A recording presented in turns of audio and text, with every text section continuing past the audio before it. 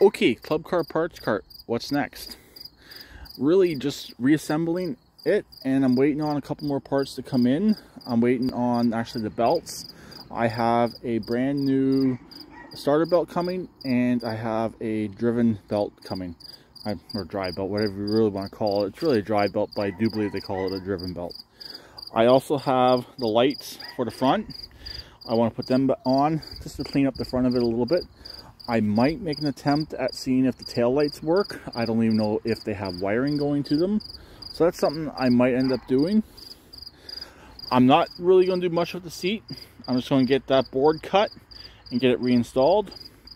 The backrest also has to be reinstalled, but it needs to be welded. This is aluminum. Luckily, my neighbor does aluminum welding. He's a shop teacher, so he offered to weld that up for me, which was going to help me out a lot. And all it's really going to do is just help strengthen up this piece.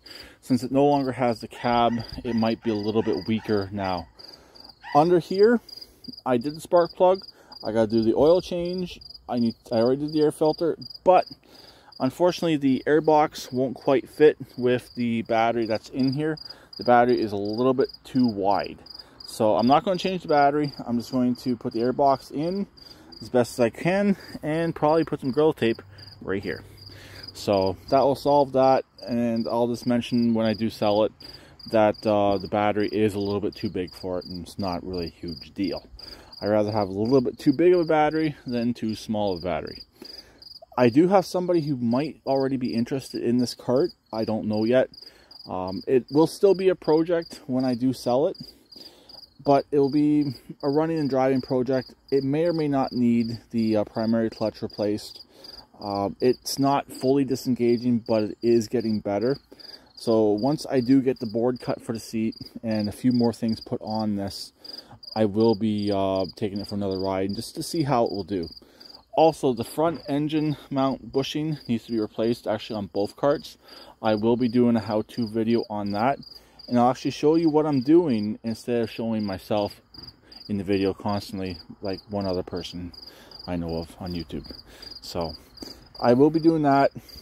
This does kind of need tires, but again, I'm not going to be doing tires. I'm just going to get it to the point where it will run and drive.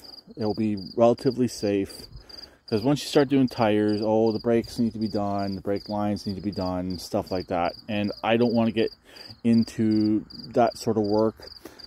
It's to the point right now that I'm happy where it's at. I don't really want to do any more work on it. So just get it done and get it gone. Will it be gone by the winter? I only hope it will be, but we'll have to wait and see. Overall, it's not in that bad a shape. It would be a good project cart, or just fix the few things that are still wrong with it and run it. Unfortunately, the bed doesn't dump on it. That's not really a huge deal. And it's a little bit ugly, but these carts are not cheap. That's really the point. They are not cheap. So to get it up and running and get to the point where I want to sell it at, and probably make my money back on it. So that's where we are, and this is a quick story on the golf cart and what's left. So I'll talk to them later.